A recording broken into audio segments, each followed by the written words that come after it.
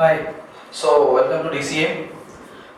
Today we'll be discussing about, you can say, that strategy, plan, or the book list, and how actually they differ.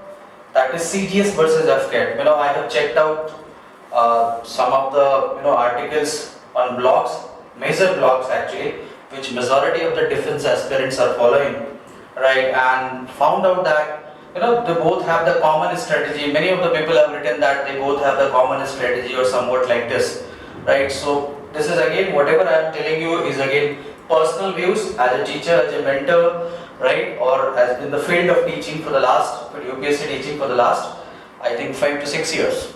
Okay. First thing I would like to say, you have to keep in mind that UPSC is of another level.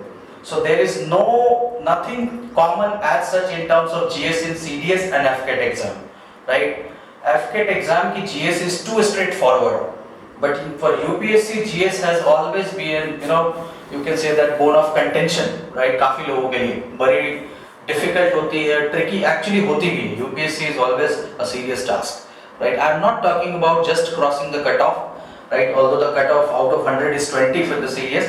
But we are more or less concerned कि you should try to cross a score of 30 or 35 because anyways you are जिस तरह से cut off गया इस बार 95 I think as वो आप official तो आना है, right? So we should be ready that कि अपना score 100 के आसपास होना चाहिए.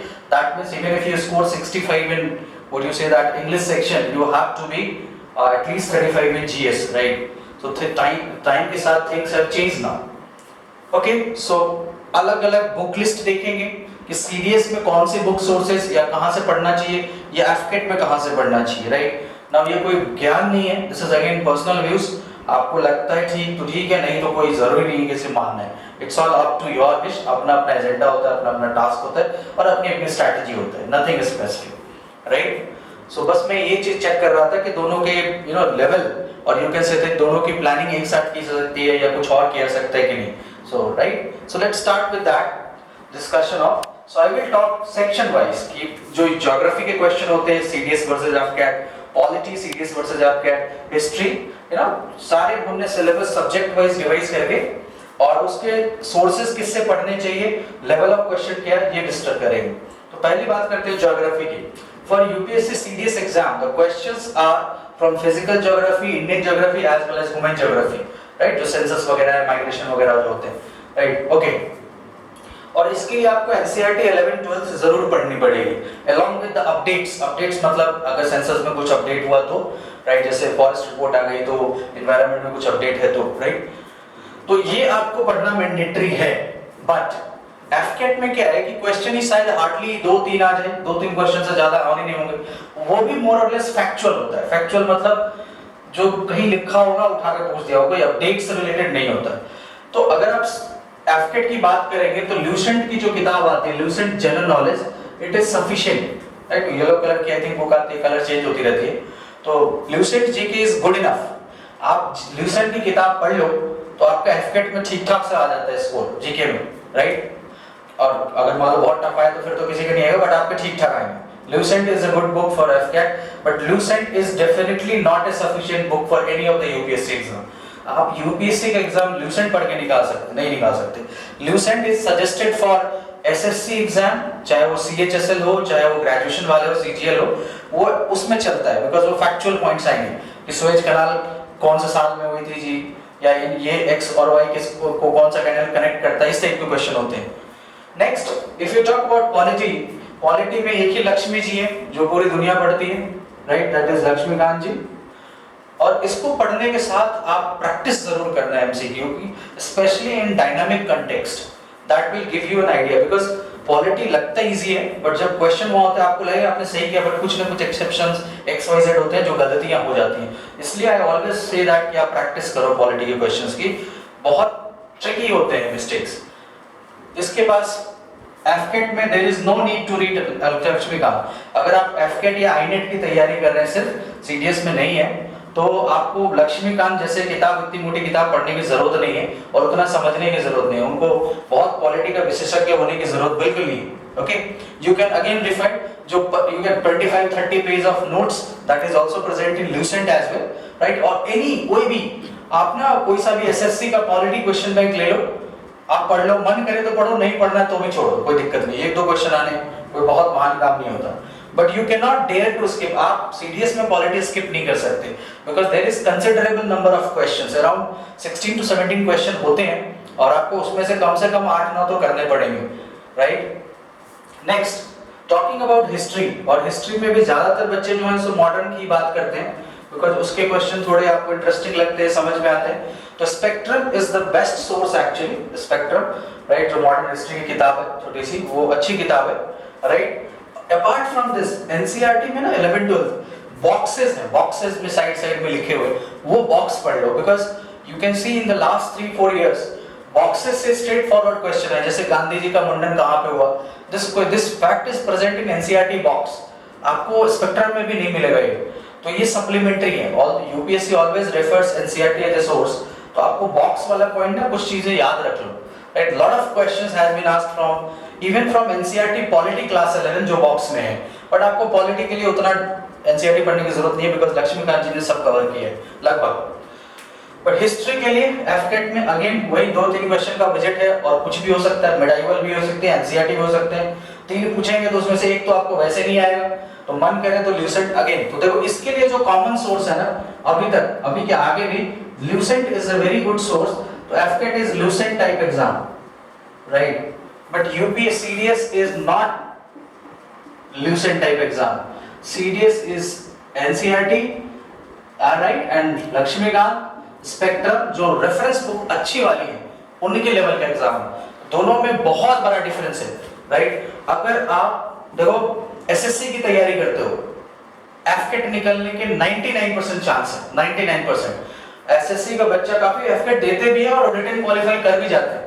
एसएसबी में there is a different game, right, so nobody knows what will happen in SSB, but SSC candidate, if you are a serious genuine SSC candidate, आपकी English भी practice हो चुकी होगी, मैथ्स भी होगी जो एफकेट में आता है, और यू कैन इजीली स्कोर 200+ इन एफकेट अगर आपने एसएससी की ठीक ठाक तैयारी की है तो। बट आपने अगर एसएससी की तैयारी की है सिर्फ और यूपीएससी में आओगे बैटिंग करने, तो डक होने के चांसेस ठीक ठाक हैं। मैं नहीं कह रहा हूं डक हो ही जाओगे, right, but UPSC is a different level game. यहाँ पे आपको you have to be voracious reader, अच्छी तरह से पढ़ना पड़ेगा, अच्छी तरह से नेट प्रैक्टिस करनी है, तभी जाकर के आप वहां बाउंसर झेल पाओगे, right, because you have to pick and choose. अब उतने क्वेश्चंस होते हैं 120, आपको उसमें से पिक एंड चूज करना है, तो समझ लो कि हर चौथे क्वेश्चन में आपको दिक्कतें आएंगी, आपको लगेगा ये क्या हो रहा है, ये कौन सा क्वेश्चन है। बट इसमें क्या है, एफकेट में मोर और less it's fact. Even in terms of science का भी देखोगे तो in CDS exam there is around 20-25 question on the average, इस पर से 26 थे ऑन द एवरेज आते हैं, इंक्लूडिंग फिजिक्स, केमिस्ट्री, बायो। तो आपको एनसीईआरटी के 9-10 पढ़नी पड़ेगी, right, apart from some practice. But science in AFCAT exam is hardly 1 to 2 question, और वो भी होगा तो कुछ स्ट्रेट फॉरवर्ड सा होगा। वो तो ये भी पूछ सकते हैं फोर्स की यूनिट क्या है, राइट, पूछने को ये भी पूछ लेंगे। तो again this sort of thing जो एफकेट में आएगा वो लूसेंट वाले बुक में सब लिखा होगा, अगर आएगा तो, ठीक।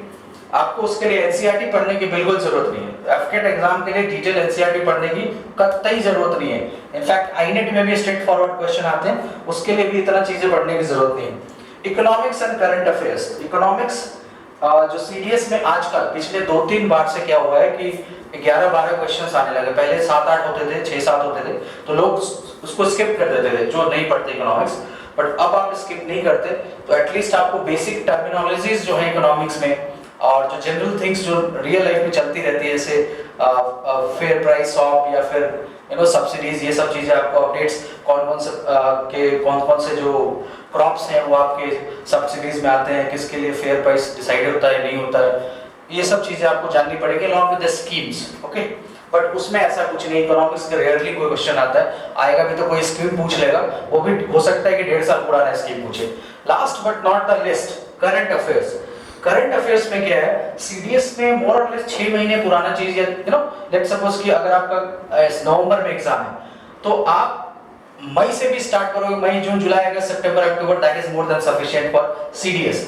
बट एफकेट में ऐसा नहीं है, आपका एग्जाम जो है सो 2020 में है, और वो हो सकता है कि 2017 का कुछ हॉकी का कुछ पूछ दे, so anything from everything can be asked. It's just sheer luck कि आपको स्ट्राइक कर गया, आपको याद होगा तो आप कर पाएंगे, but you can not define कि ये 6 महीने या 7 महीने का कर ले तो आपका एफकेट का करंट अफेयर्स पूरा हो जाएगा।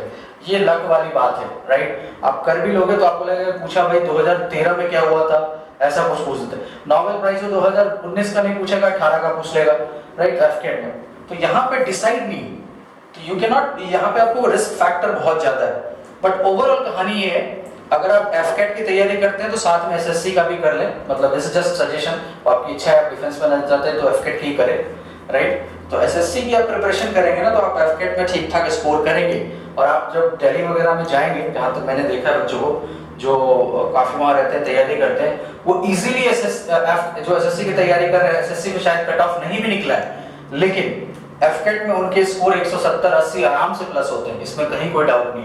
कुछ बच्चे तो 205-10 लेके बैठे हैं, बट एसएससी का उनसे रिटन नहीं निकला, और एसएससी टफ भी होता है because number of aspirants are too much, वहाँ पे हर सेक्शन में बहुत ज़्यादा स्पीड चाहिए। खैर हर एग्जाम का अपना एक लेवल होता है, but in CDS you have to be specific, आपको एनर्जी लगानी पड़ेगी, आपको वोरेशियस रीडिंग करनी पड़ेगी, एमसीक्यू प्रैक्टिस करना पड़ेगा, and it's you can say that around 5 to 6 month आपको ठीक ठाक लेवल पे पढ़ना पड़ेगा, थोड़ी सीरियसनेस होकर के, राइट? अगर आप 35 प्लस स्कोर करना चाहते हो। नाउ मैं आपको ये भी चीज बता दूं, कुछ लोग ऐसे भी हैं जिन्होंने क्वालिफाई किया सीडीएस, उनका स्कोर 20 या 21 ऐसे जीएस में रहा, बट वो 2-3 साल पहले की बात थी कि जब आपका cut off was around 81, 82, 83 in OTS, right? But आज के डेट में आप देखो कट ऑफ दिन प्रतिदिन बढ़ता जा रहा है, because more and more people are getting aware about this. काफी लोग एग्जाम फॉर्म दे रहे हैं, काफी लोग तैयारी कर रहे हैं, और बच्चे आजकल के मेहनती तो हो ही गए, तो मोर and more number of candidates, that means the bar will be raised, and coaching की वजह से भी है, रिसोर्सेज भी लोगों के पास बहुत हो गए, तो of course the bar is now raised. So this is what the difference. So I would like to conclude that of course CDS and AFCAT are both different level game. इनका कोई comparison नहीं है आपस में exam level पे। I'm not talking about SSB, वो अलग चीज है, राइट? रिटन एग्जाम में दोनों का कोई तुलना नहीं है, दोनों की स्ट्रैटेजी अलग है, राइट? अगर आप CDS की तैयारी करते हैं तो there are 95% चांस कि आपका AFCAT निकल ही जाए, बट आप AFCAT की तैयारी करते हैं तो there is hardly 5% चांस कि आपका शायद CDS निकले। उसके लिए आपको इंग्लिश में बहुत अच्छा होना पड़ेगा, that means you have to score 70 plus in English, तो वो आपकी है कि अगर आप इंग्लिश में बहुत अच्छे हैं तो you can do though, but it's more और लेस, ज्यादातर बच्चों के साथ ऐसा नहीं होता। The average score in English is around 60-62, that means you have to be sure that you are going to score at least 35 plus in GS, और 35 plus के लिए आपको कम से कम 50 प्लस क्वेश्चंस अटेम्प्ट जरूर करना पड़ेगा, and attempting 50% in UPSC paper is actually a big deal. An average person cannot अगर आप तैयारी नहीं करते तो 50-55 क्वेश्चन आप श्योरिटी के साथ, मतलब 80% एक्यूरेसी के साथ अटेम्प्ट नहीं कर पाएंगे। Anything? So this is how we conclude about the discussion. Any questions, queries?